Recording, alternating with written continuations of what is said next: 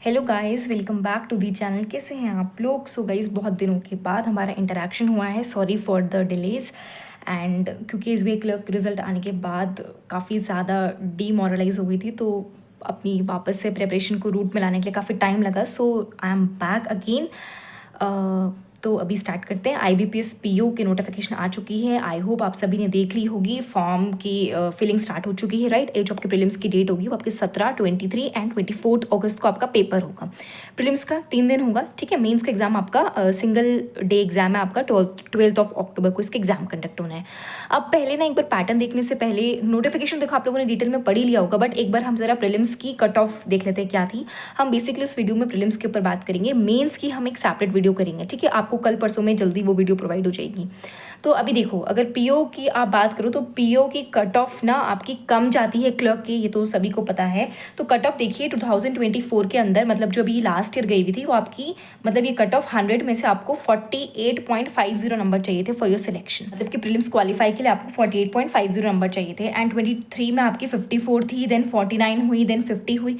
यानी कि cut off ना अगर आपने देखी होगी, जैसे इससे इसमें कट ऑफ कम जा रही है। इसका मतलब है कि 2024 में पेपर का लेवल ठीक ठाक आया होगा, है ना। ये हम इसको देख करके पता लगा सकते हैं। बट चलो एनीवेज, जैसा भी है, बट पेपर जो है वो क्लर्क के कंपैरिजन में देखो डिफिकल्ट साइड पे आता है, ऑफ कोर्स, क्योंकि पीओ का पेपर है। बट कट ऑफ कम जाती है। तो अगर आपके कुछ कुछ मेजर इंपॉर्टेंट और जिस पर आपकी सॉलिड कमांड है, ऐसे सेक्शंस आपने कवर कर लिए हैं या कंप्लीट कर लिए हैं, तो देयर आर हाई चांसेस कि आप लोगों का प्रीलिम्स क्वालिफाई हो जाए। ओके, अब देखो, अगर मैं पैटर्न की बात करती हूँ, देखो पैटर्न में भी चेंजेस आए थे इस बार। देखा होगा आप लोगों ने, इंग्लिश के अंदर सेम पैटर्न है। 30 क्वेश्चन, 30 मार्क्स, 20 मिनट की टाइमिंग होती है, ये तो सेम है आपका। क्वांट के अंदर क्या किया, 35 क्वेश्चन सेम रखे, लेकिन मार्क्स ना ये पहले आपके 35 मार्क्स के आते थे, इसको 5 नंबर इसमें से कम करके 5 नंबर यहाँ पे इंक्रीज कर दिए गए हैं, ठीक है। तो ये चीज़ें हुआ है कि इसमें डिक्रीज, इसमें इंक्रीज कर दिया गया। 35 क्वेश्चन आपके 30 marks, time is again 20 minutes. 35 question 40 marks, और इसका टाइमिंग जो है वो 20 मिनट्स है। ओवरऑल पेपर आपका 100 क्वेश्चन आएंगे, 100 मार्क्स के 1 घंटे का टाइम पीरियड होगा। अब देखो भाई, रीजनिंग की बात करते हैं। तो रीजनिंग के अंदर आपको डेली डोज क्या करना है, 3 पजल डेली सॉल्व करनी है, ठीक है। आप जितनी अपनी लिमिट एक्सटेंड कर सकते हैं, that is completely up to you. But मैं अगर मिनिमम से भी मिनिमम मानूँ ना, तो बेयर मिनिमम भी आपका 3 पजल्स डेली बेसिस पे होने चाहिए। 3 पजल्स का मतलब है 3 सेट करने, इसका मतलब आपके टोटल 15 क्वेश्चन कवर हो जाएंगे पजल से, ठीक है। अच्छा, देन आपको 5 सिलॉजिज्म के, 5 इनइक्वालिटी के, 3, 4, 5 ब्लड रिलेशन के क्वेश्चन सॉल्व कर लीजिएगा। देन एक सेट ऑफ कोडिंग डिकोडिंग, यानी इसके अंदर भी आपके 5 क्वेश्चन आपको मिल जाएंगे, ठीक है। और आपका 5 अल्फान्यूमेरिक सीरीज के क्वेश्चन, इतना आपको डेली बेसिस पे करना ही करना है, क्योंकि आपका एग्जाम जो है नेक्स्ट मंथ ही एग्जाम है, टाइम कम रहेगी, तो इतनी आपको प्रैक्टिस करनी पड़ेगी। और देखो ध्यान रखना कि क्योंकि रीजनिंग का वेटेज बढ़ गया है ना, तो मैक्सिमम चांसेस है कि पजल से क्वेश्चन ज़्यादा, मतलब क्वेश्चंस का लेवल पजल्स की तरफ को ज़्यादा इंक्लाइन हो।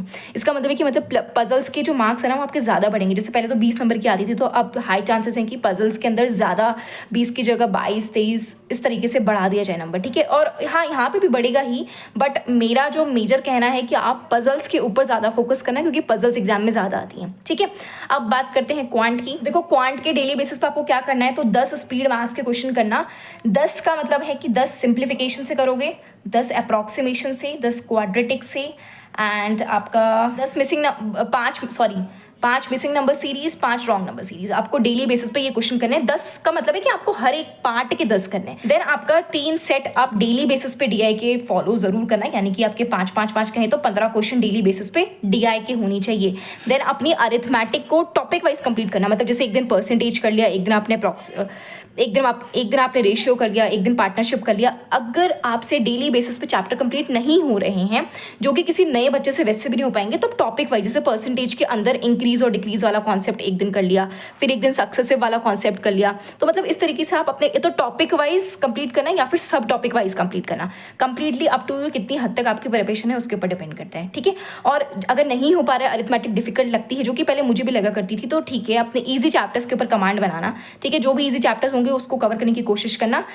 ईजी चैप्टर्स के ऊपर मैं एक नेक्स्ट वीडियो प्रोवाइड करा दूंगी, क्वांट के लिए कौन सी ईजी और कहाँ से आपको करनी चाहिए। लास्ट हमारे सेक्शन की बात करते हैं, इंग्लिश सेक्शन की बात मैं कर रही हूँ यहाँ पे। तो देखो डेली बेसिस पे आर्टिकल रीड करना है और स्किम करना, ये हर कोई बोलता है, तो ये बिल्कुल सही बात है। एक बैंकिंग एस्पिरेंट को डेली बेसिस पे आर्टिकल रीड करना ही चाहिए, क्योंकि इंग्लिश के ऊपर ज़्यादा कमांड होता है, ठीक है।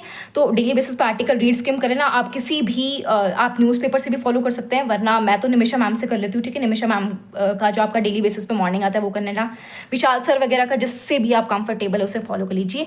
वो कैब अगेन आपको डेली बेसिस पे रीड करो, लर्न करो, प्रेशराइज करके जैसे मर्जी चाहो वैसे वो कैब को लर्न करो या रीड करो, बस वो कैब आपको आनी चाहिए, ठीक है। और वो कैब प्रोडिजी से भी आप वो कैब को रीड कर सकते हैं, या फिर द हिंदू जो मैम डेली कराती है ना, आप वहाँ से भी कवर अप इसे कर सकते हैं, ठीक है। एंड अगेन क्योंकि देखो इंग्लिश में तो 3 ही चीज़ें आती है, आर्टिकल आता है आपका, एक रीडिंग कॉम्प्रिहेंशन आता है, वो कैब के क्वेश्चन होते हैं, एरर और पीजे होता है। तो एरर और पीजे की सेपरेट प्रैक्टिस करना, मतलब कि ये 3 आपके डेली बेसिस पे मैंडेटरी टास्क है, आपको 1 2 3 करने हैं, ठीक है। सो गाइस देखो ये 3 मैंने जो आपके प्रीलिम्स के सब्जेक्ट है उनकी स्ट्रैटेजी आपको बता दी है। अब आपके ऊपर है कंप्लीटली कि आप किस तरीके से फॉलो करते हैं, क्योंकि प्रीलिम्स का एग्जाम आपका जस्ट लाइंड अप है, अभी 1 मंथ रह गया समवेयर, तो अपनी प्रिपरेशन को थोड़ा ठीक कर लीजिए। क्योंकि देखो आपने देखा ही होगा कि जो पीओ का पेपर होगा ना, अगर आपने नहीं देखा है तो प्रीवियस ईयर के पेपर चेक करना। पीओ का जो पेपर आता है वो कंपैरेटिवली डिफिकल्ट आता है क्लर्क से, बट क्योंकि एक प्रीलिम्स का पेपर है तो इतना डिफिकल्ट नहीं होता है। जस्ट आपको अपने मेजर जो इंपॉर्टेंट टॉपिक्स हैं, सेक्शन से, उस पर काम करना, स्पेशली रीजनिंग के ऊपर काम कर लेना, क्योंकि रीजनिंग आपका काफ़ी ज़्यादा इस बार स्कोरिंग होने वाला है, और रीजनिंग के चलते काफ़ी बच्चे जो ऐसे भी होंगे जिनका सिलेक्शन सिर्फ रीजनिंग के लिए होगा, ठीक है। तो रीजनिंग और इंग्लिश को अच्छे से कर लेना। क्वांट अगर आपकी अच्छी है वेल एंड गुड, नहीं अच्छी है तो ट्राई कि आप उसको अच्छे से प्रैक्टिस उसकी करें, ठीक है।